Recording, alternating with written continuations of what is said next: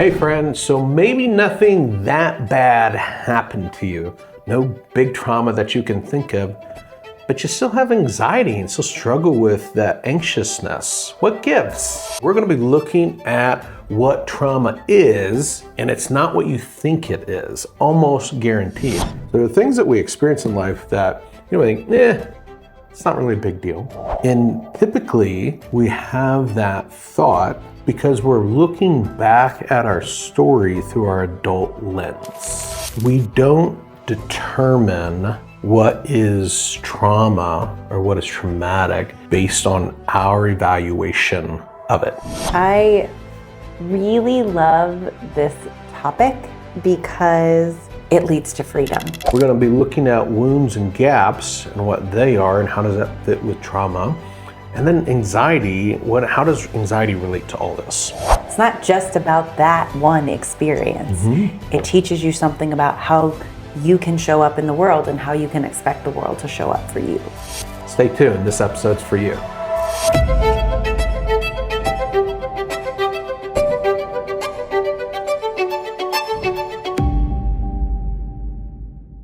Welcome, and thank you for being here.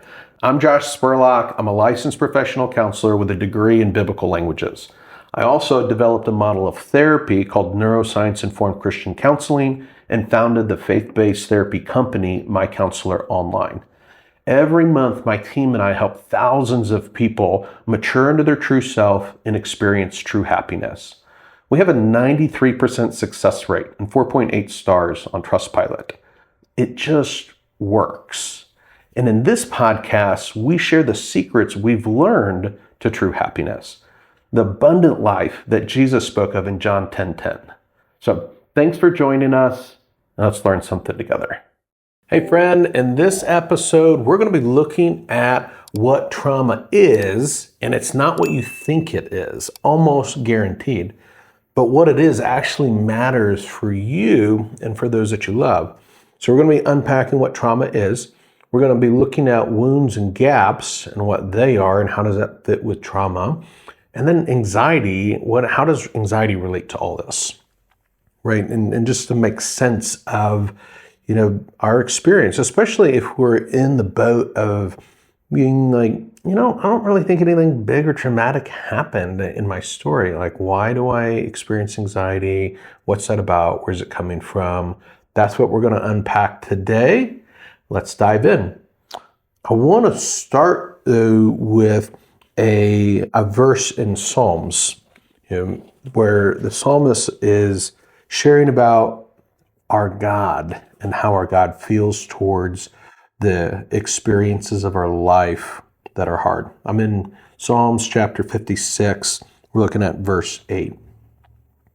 David says, "You," speaking of God, "keep track of all my sorrows. You've collected all my tears in your bottle. You've recorded each one in your book." God is mindful of our sorrows. And it's not just the big ones. It's not, you keep track of all the big sorrows of my life. You record and collect the ones that seem big to me. But it says that you collect all my tears in your bottle and you recorded each one in your book. So there are things that we experience in life that, we think, it's not really a big deal. And typically we have that thought because we're looking back at our story through our adult lens, right? And so when we look back at situations as an adult, we're like, that's not that big a deal.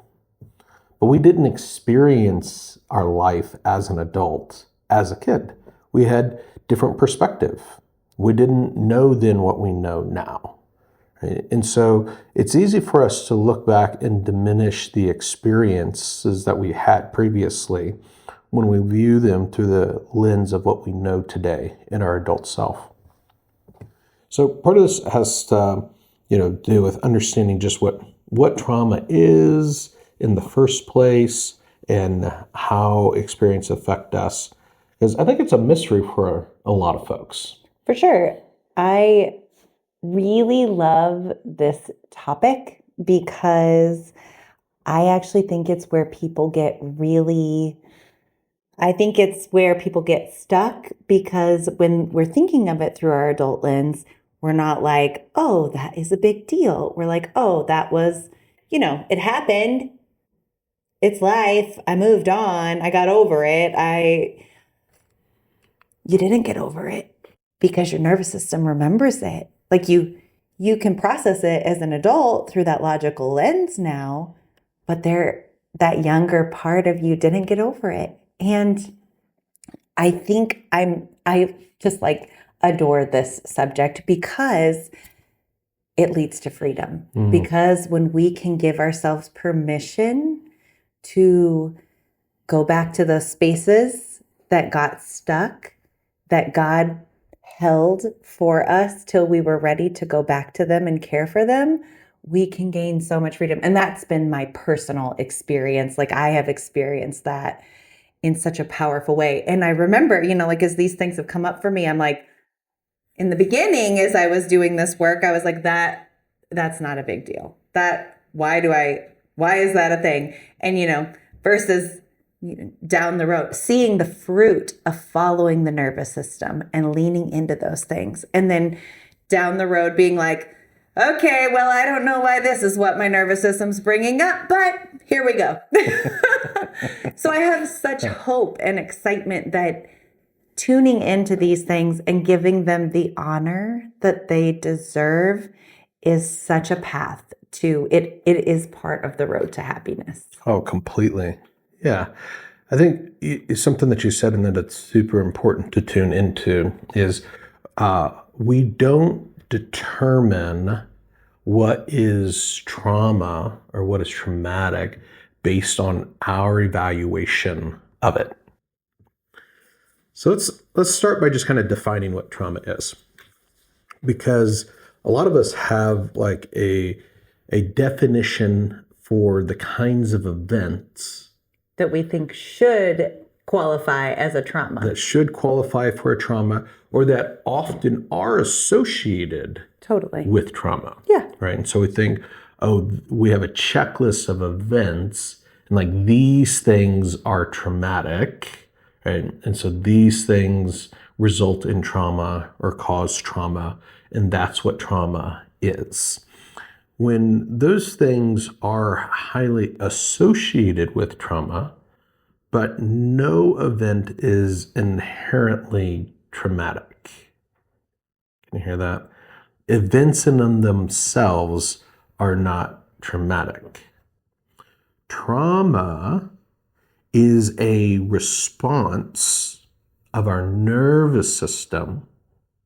It's a protective response of our nervous system that happens, that kicks into gear, that reflexively takes place under certain conditions. These conditions are when our nervous system is overwhelmed, so it's dysregulated to the place that it is overwhelmed, which then prevents us from being able to organize the experience that we're having. And so the key features are nervous system dysregulation to the point of overwhelm, and thus disorganization or disorganized storing of the experience. So when we have an experience and we lack the resources that we need to stay regulated, and we become dysregulated and thus can't organize the experience that we're having, the reflex of trauma is triggered to protect us from being destroyed by the overwhelm of that circumstances. This is really important because it means that we can actually avoid trauma, like we can prevent trauma. That pain is unavoidable in life. We're going to experience pain. Painful things are going to happen. It's part of living in a broken and fallen world. Pain is unavoidable. Trauma is avoidable. And two people can experience the same event, one be overwhelmed by it in a way that creates a traumatic response in their nervous system to protect them from that overwhelm. And another can have the resources needed to stay regulated enough that their capacity to organize the experience stays intact, and they are able to process that experience, and it records in their autobiographical memory as a painful thing that happened. Yeah. But it doesn't store in their nervous system as a traumatic experience that's unprocessed and still in need of processing. Traumatic memory is not processed through to completion. The system was too overwhelmed to process it at the time, and so it's stored in an unprocessed way and kind of sequestered off or encapsulated off in order to keep it from overwhelming and destroying the system. So, I like to tell the story of two different bike rides because it helps kind of illustrate how two different responses to situation. I actually don't like it when you tell the story, because when you tell the traumatic response one, it hits my nervous system. It's bad. Yeah. It's what is that? A trigger warning? Yeah, right. A trigger warning. Trigger warning. This story, could be triggering. That's fair. That's true. So, in the first story, you have a young boy who's out riding his bike, and he has a bike accident. This is just, normal thing that happens. Falls off his bike, scrapes on the ground, gets kind of a cut, scrape on his spine, and he's overwhelmed. He's scared, right? It hurts. At a young age, you don't know if you're going to die from a bike accident or not. You might. You don't have enough life experience. You just know that you're in so much pain. That's right. It hurts. I'm pain. I'm scared. And so he does what we instinctively do when we're in pain. All things being equal, we're designed to seek out care and comfort. And so he goes looking for his mother and finds his mother. And his mother goes, oh, baby, come here. What's wrong? I got you. You're okay. Gonna be all right. Show me what happened here. And her comforting presence reassures him that he's not gonna die, but that it's gonna be okay. And she says, tell me what happened. Oh, did you fall off on your bike? You skinned your knee. Oh, it hurt. And she reflects back what he's telling her in a way that helps him organize the experience and make sense of it, normalizes experience, kind of kisses the boo-boo, puts a Band-Aid on. The Band-Aid's the key. It's the kiss. It's the medicinal properties in a mom's saliva that kind of magically heals all things. And he goes, and then he's off. Yes. Back to his bike, more adventures, exploring the world, and has no memory of this as an adult. Nope. That it's completely processed through to completion, one of a million stories and events.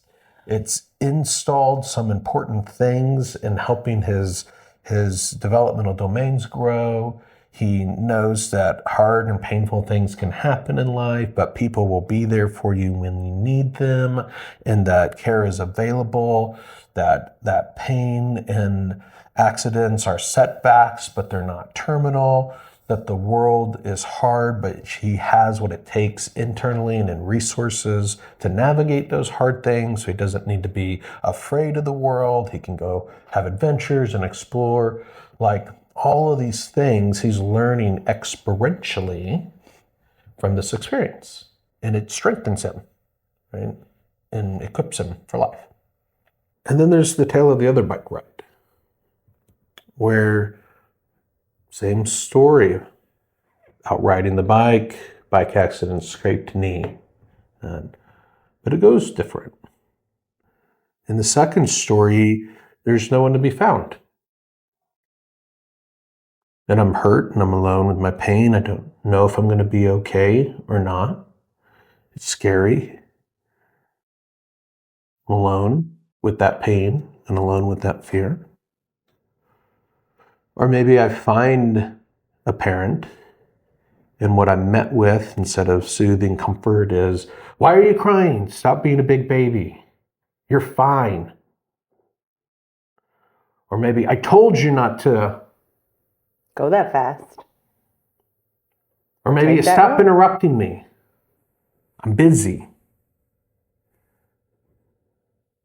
And that nervous system of that little boy gets a different message in any of those scenarios. Instead of being co-regulated, it stays dysregulated and overwhelmed. Well, he thinks, if something bad happens to me, nobody's going to be there for me. Mm-hmm. If something bad happens to me, I better not ask for help because people don't want to help me. Yeah. I'm alone with it. I need to figure it out. Weakness, pain, need is not okay. Expressing need, reaching out for help, leads to disconnection and rupture in relationship. It's the same physical experience, event, but a very different experience in the nervous system. And that event doesn't get processed through to completion. Instead, the nervous system has to contain that trauma, that event, with a traumatic response to protect from overwhelm. And there's additional layers of wounding at an emotional level and of not feeling safe in the world.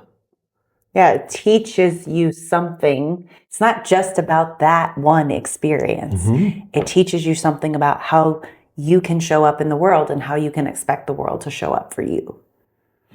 And that learning creates a wound in a domain of life, one of connection, one of independence, and of reality, emotion processing, even spirituality, in terms of how we can expect God to show up with us. Yeah. Like there's wounding that comes from that experience. And as an adult, we could look back and we probably don't even remember if we had processed through to completion the first bike ride. Right. It just became an integrated part of our story, and we actually had to help our developmental domains mature and to help us grow more fully into our true self, the person that God designed us to be. And if we look back and our experience was more like the second bike ride, we can look back as an adult and be like, it was a bike ride. It was a bike ride. It happens. I wasn't going to die. It wasn't a big deal. My parents they were working and so they weren't around. Yes. That's just the way it was. Or, they were just having a bad day and just didn't show up well in that. I lived through it. It was a skin knee, no big deal. Yeah, what we tend to do is stay in content about that, to stay in our left brain, like recounting it. Mm-hmm.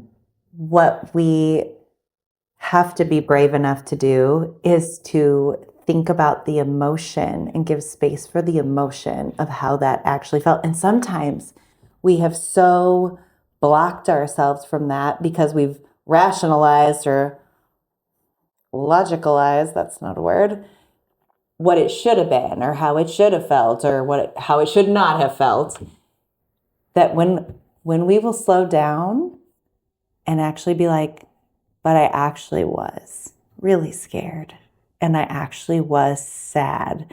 It's amazing what our nervous system will reveal about how we actually did feel because we've silenced that for so long.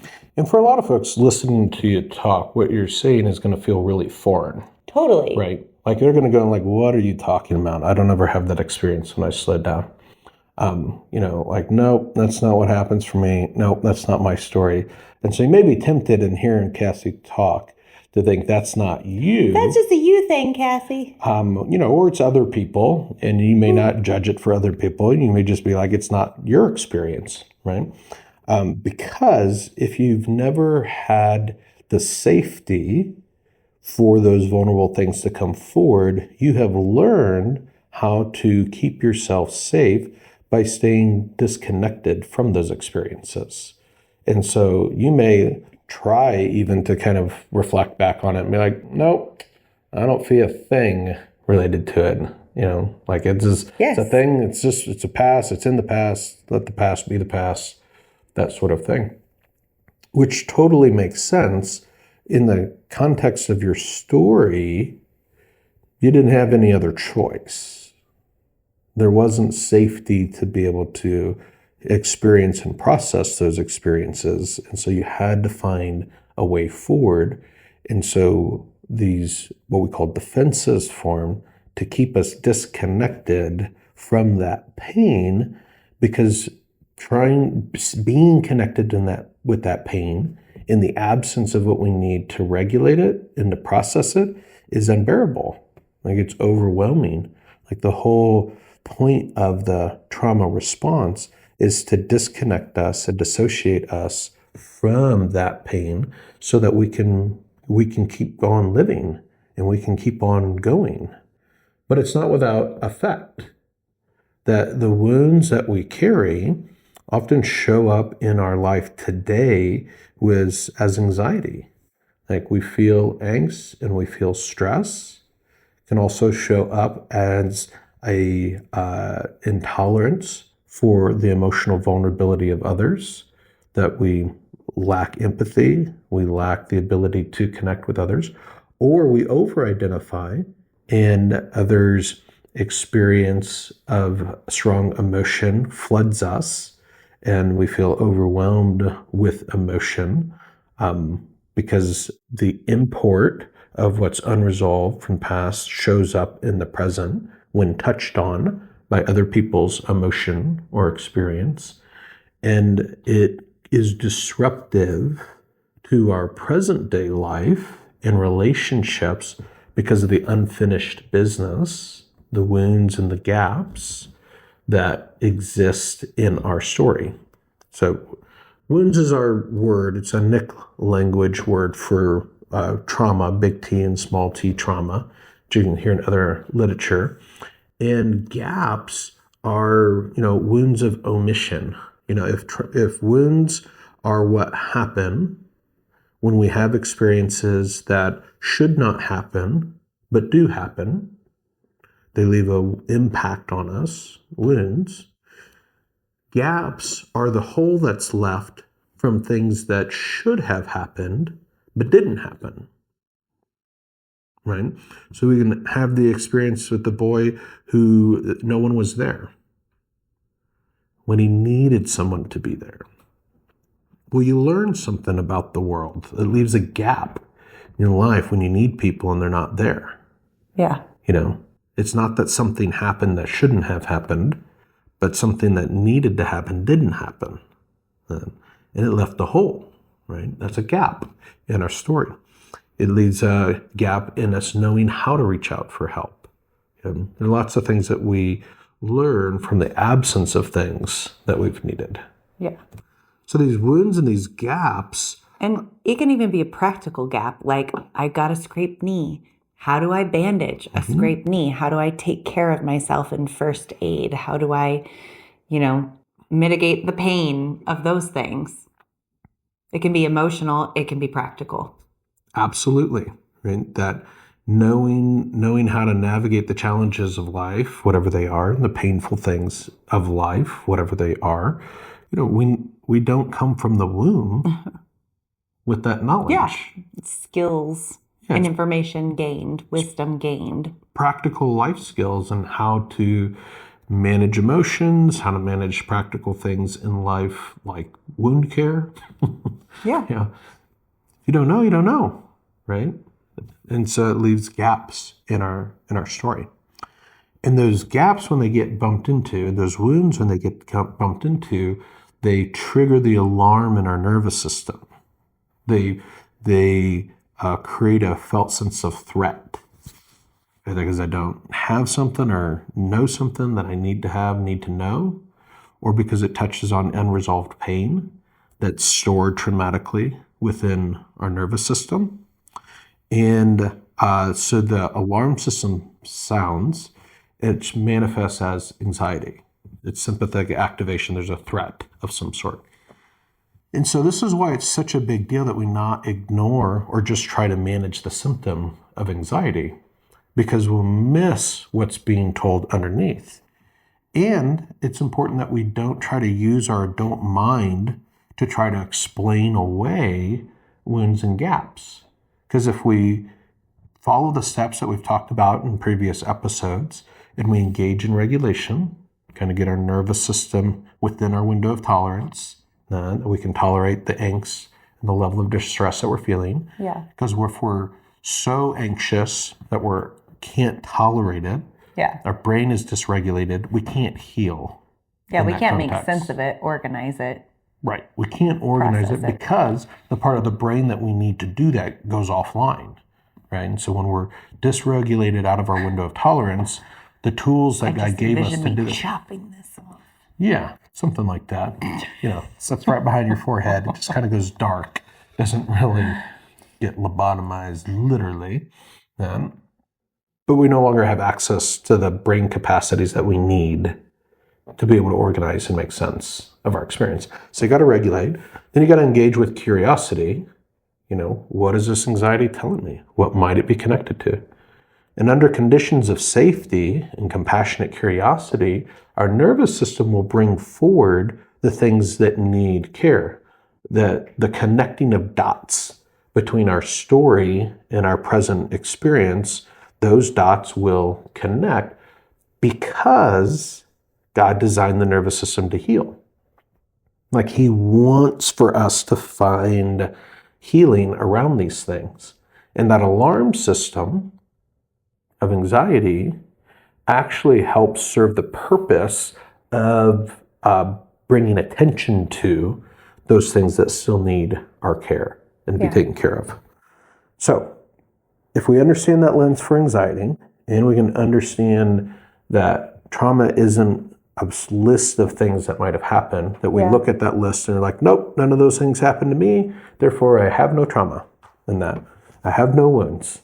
But instead go, okay, any experience that I had in life where I lacked the resources to regulate my nervous system and make sense of what was going on with me is going to store as a wound in my nervous system that is going to show up when it gets bumped into later in life. Then when I get curious and my brain connects those dots and it connects the dot to something that isn't on the list of trauma things, we can have compassion for that part. And it's okay and normal and even helpful to be surprised. But that doesn't mean we have to be invalidating just because something is surprising. Can I tell you this story about something that came up for me when I was getting curious? I don't even remember what was going on in my body or what my story was, what I recently had going on. But I was sitting with my therapist, as I often do, just following back my body's feelings. And I came back to being a first grader, and a friend of mine had gotten this really adorable little heart toy that played music. And I can just remember really wanting to play with it, and she wouldn't let me play with it. And I was so sad that she didn't let me play with it. And I had this thought of, I'm never going to have anything as nice as this. And I didn't know what to do with those feelings. I can just remember sitting on the playground and feeling sad, but also like not wanting to lose connection with my friends. So not really being able to engage my own feelings about it. And so I just bring that up to share it as something that's stored in my nervous system as something sad, something that felt overwhelming, something that like told me a story about what I had access to and didn't have access to, could have access to, couldn't. And it seemed very small, but it was actually a lot of pieces that I couldn't organize for myself as a first grader. And I don't even remember crying. Like, I don't even remember it feeling like a big deal. But the fact that my nervous system remembered it and like, be sitting there and be like, what's going on? When do you remember feeling that? And it's like, oh, on the playground in first grade. I'm like, what? I haven't thought about that in 15 years. But that was such a small thing that I could so easily have been like, that doesn't matter. But it did matter. And healing that, going and helping organize that for myself made a huge difference. Actually, I didn't even know how to organize it for myself. I needed my therapist to come help walk me through those pieces. Like, what do you think? I'm like, I actually don't know. Like, a lot of times I know as an adult, but I just didn't know. And so, yeah, I just think it feels important to me to just vulnerably share something from my own story that seems so small, but was important. Yeah, I think appreciate you sharing that and really highlighting how things that, if we look at them through our adult mind, we're inclined to maybe dismiss. And there's all sorts of voices that come from our story, that can articulate, don't be a big baby. Those things, you're making a big deal out of a thing that's not a big deal. You shouldn't be upset about that. Be grateful Stop for what making you have. excuses. You're being a big blah, blah, blah, blah, Yeah. blah, blah, blah, blah, which are really shaming messages. Yeah. It's really the tool that the enemy uses to keep us trapped and to keep us from finding healing around those things. Because if he can make us feel small and make us feel defective for the wounds that we carry, he can cause us to hide those things in a way that we'll never get healing. Yeah, it keeps them from experiencing the life-giving experiences that Jesus wants us to have through his body that bring healing and transformation to those things. And so those shaming messages that arise when you get curious and follow your anxiety to the wounds that they are connected with are the work of the enemy to keep you trapped. Yeah. So don't cooperate with the enemy. You don't have to listen to those lies. Yeah. You can believe your nervous system when it takes you to the point of wounding that needs care, and you can choose to pay attention to that. And you can choose to invite healthy, safe, mature others into that space with you so that these things can find healing. Because that's what really has to happen. Like, healing is possible, but these wounds don't heal in isolation. They don't heal when we can't connect with them and don't acknowledge them. And they don't heal all by ourselves. That God designed mechanisms for healing, but those mechanisms involve engaging with other humans and other people.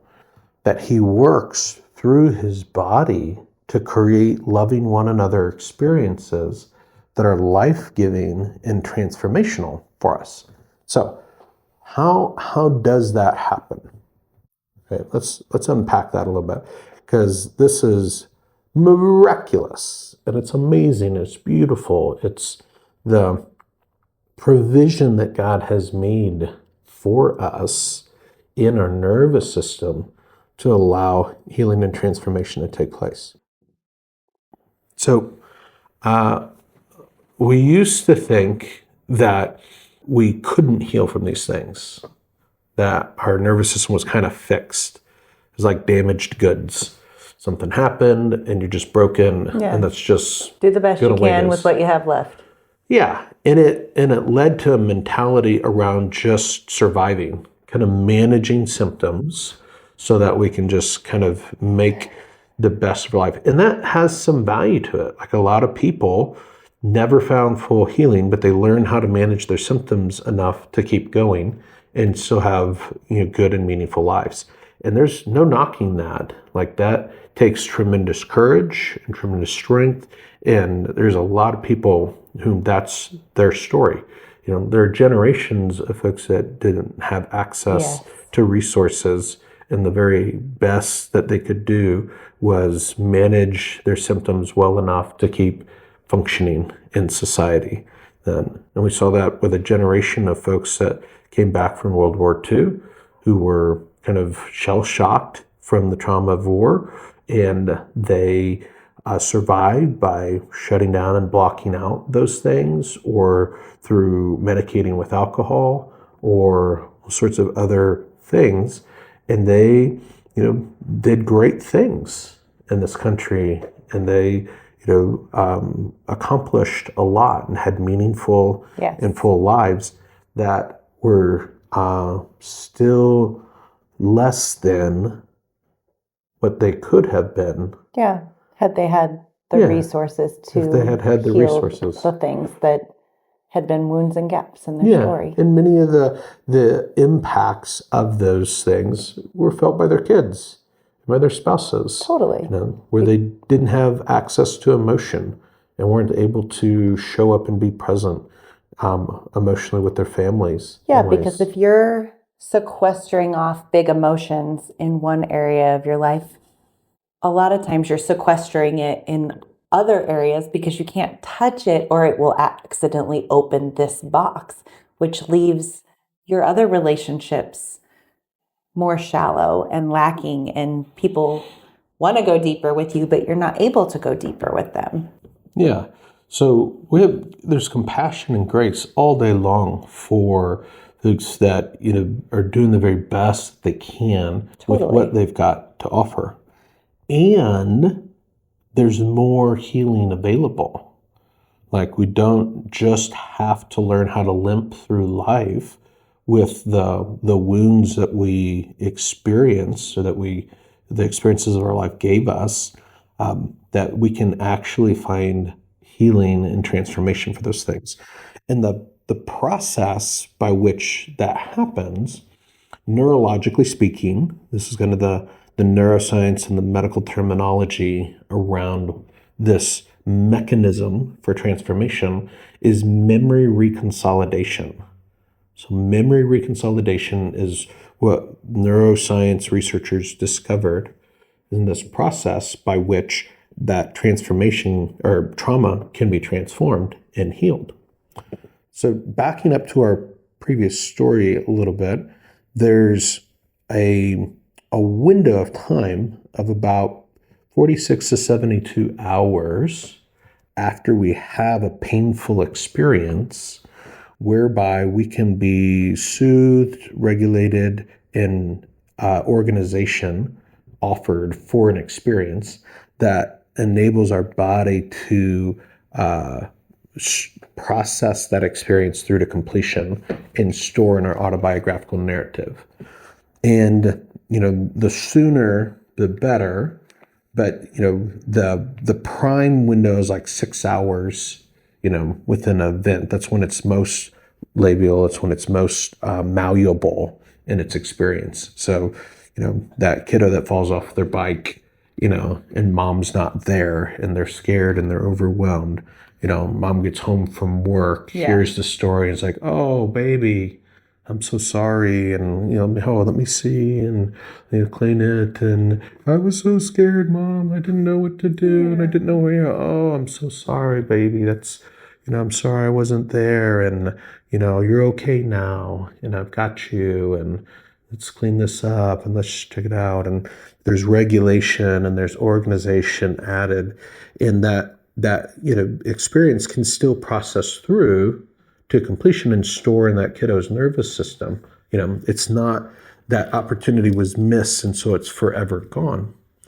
And even after that 72-hour period where that has stored traumatically in the nervous system, we're able to revisit that decades down the road, because time in itself doesn't change a traumatic encapsulated memory. Like it stays in the same condition that it was formed in indefinitely. And it's in this holding pattern, this graceful holding pattern that Jesus has made provision for, that holds that until a future point in time where we can have the resources that we need in order for it to heal. And memory reconsolidation is that mechanism. So what happens in memory reconsolidation? In memory reconsolidation, a memory cluster that's stored traumatically gets reactivated in the present and is a felt reality. It's like opening a Word document that's been saved on your computer for 10 years, but it's still there in the same condition as you saved it 10 years ago. They don't change. It didn't update with your additional knowledge about life or... That's right. If you wrote a paper when you were 10 years old and you have it saved on your computer and you go pull out a floppy disk, I know we're old. It still says, I hope my grandma's mean dog got what it deserved. If somebody ever wrote a paper like that. Oh, okay. All right. So you take and you put that floppy disk in the drive and you double click and open up the file and it reads just like it did when it was written all that time ago. The emotional memory, when it comes alive in the nervous system, is the same as it was back when it formed. Only now it's going to be met with something different than existed then. Where there was dysregulation then and there, we're going to experience a felt sense of safety and regulation now. Whereas then the dysregulation and the lack of organization caused us to not be able to make sense of what we were experiencing. Now we're going to be able to make sense of what happened and what should have happened and why it happened. And we're going to rework and introduce truth into the story of what happened, which then changes it. And it resaves or reconsolidates in a different form than when it was opened. Like it changes that process, or it changes that memory and processes it through to completion in a way that changes our experience forevermore around that. Yeah, next time you open it, it's never, ever again going to be that original version. Yes. There's other memory processes where we create competing memories. It's like opening a new Word document and writing a new narrative, and we can try to opt into opening that new document more often, but that old document is still there, and the old message is still there. We're just trying to choose by force of will, kind of opening the new one instead of the old one. That's not what memory reconsolidation is. Yeah.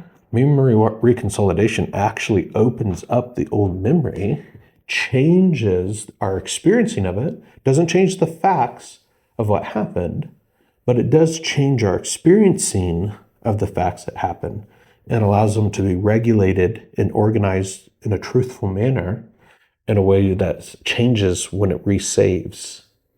I remember the first time this happened that I experienced memory reconsolidation.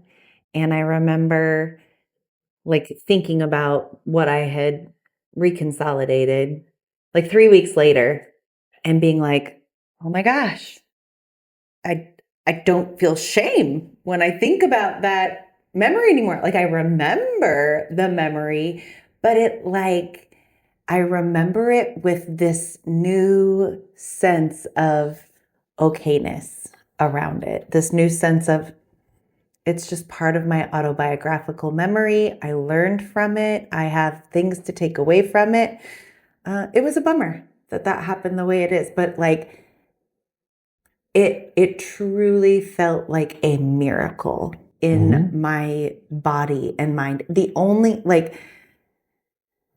thing that I could compare it to, like when I got saved, I was 14. And so I deeply remember feeling so different, like looking at life different, experiencing life with the Holy Spirit inside of me because I was old enough to remember the experience of that. And that's the biggest shift I've ever had. But second to that, memory reconsolidation is it's like a micro expression of that transformation of God inside of us. And it is a miracle. It is a miracle that God has made provision for in our life, that He has built our body in such a way to be able to have these healing experiences so that we can be free from the winds, that the salvation and the healing and redemption that God has for us is not just about what happens in heaven or after this life,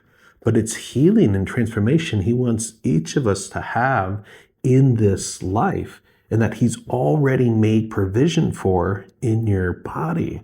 And so this is why we don't want to ignore anxiety, and why we don't want to kind of in a shame messaging kind of way downplay when we get curious about our anxiety and it connects back to parts of our story, be like, that's not a big deal. That shouldn't matter.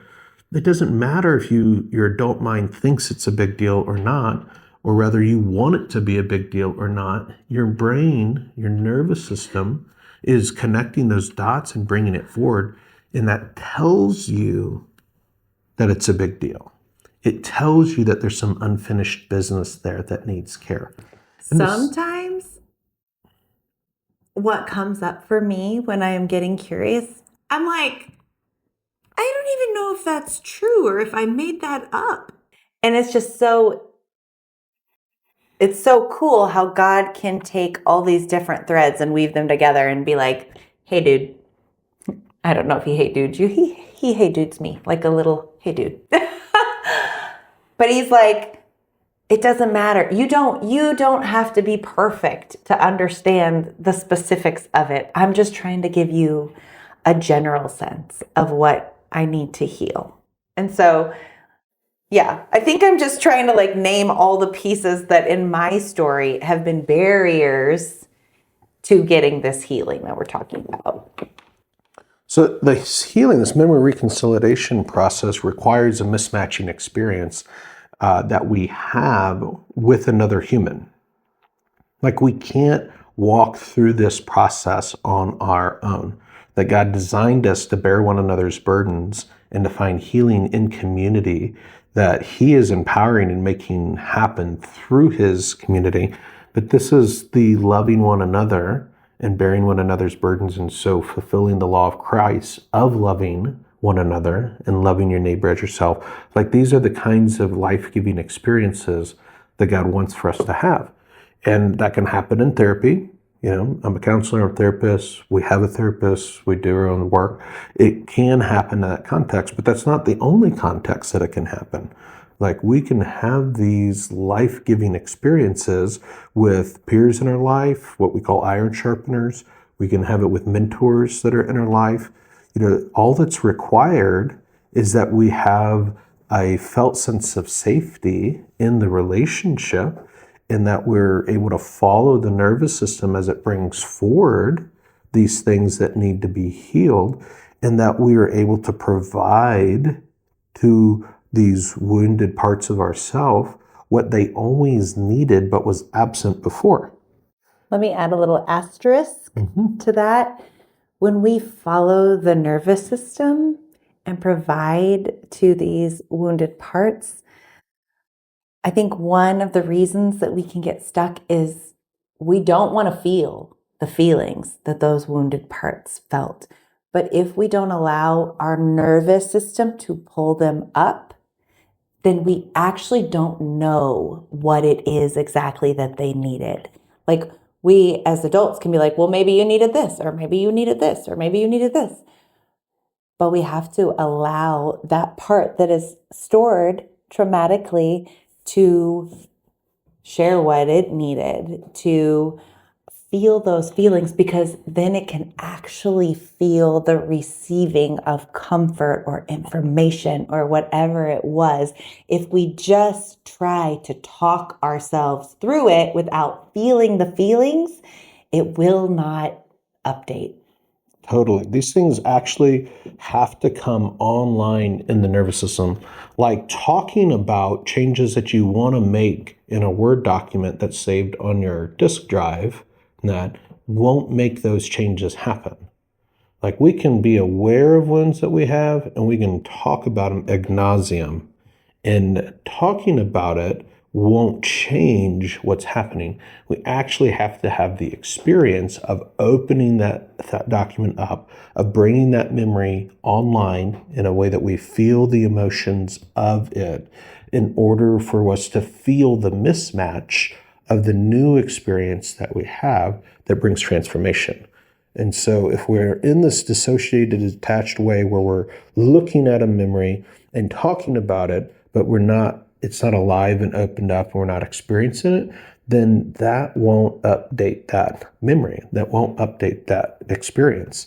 And so this is the secret sauce of like neuroscience informed Christian counseling. If you come to my counselor online, the practice we founded, and you work with a therapist on our team, like these are the mechanisms that God wired into the nervous system that we're utilizing to bring about healing and transformation. But they don't just belong to the professional community. That Jesus wired these systems into our body because he desires his people in the body of Christ and the church to be a place of healing where these mechanisms that he wired into us are employed to bring about wholeness as part of our discipleship process and discipleship journey. So, but not everybody has access to people or community in their life that know how to facilitate these kinds of experiences for them. And that's where a lot of times a professional therapist can be very helpful. The therapist that I work with, that we work with, has been tremendously helpful and significant in our journeys in helping us be a guide with us and facilitate these mismatching experiences that have brought healing and transformation. And all of that is available to you. Like there is nothing about you that prevents this healing from being available to you. And you may be before this episode in this place of, I don't have any trauma, nothing that bad ever happened. I hope at this point in our journey together, you recognize that it's your nervous system that determines whether or not you have wounds. And if you have anxiety showing up, you probably do. Yeah, where there's smoke, there's usually fire, right? Like the anxiety is the indicator that is alerting you to the reality that these things exist. If you get curious about them, it will lead you to these wounds and potentiate the opportunity for there to have healing to take place. And that's the miracle that Jesus wants to. That's good news. Yeah, it's good news. It's the miracle he wants to work in your life. Hey friend, thanks for hanging out with us.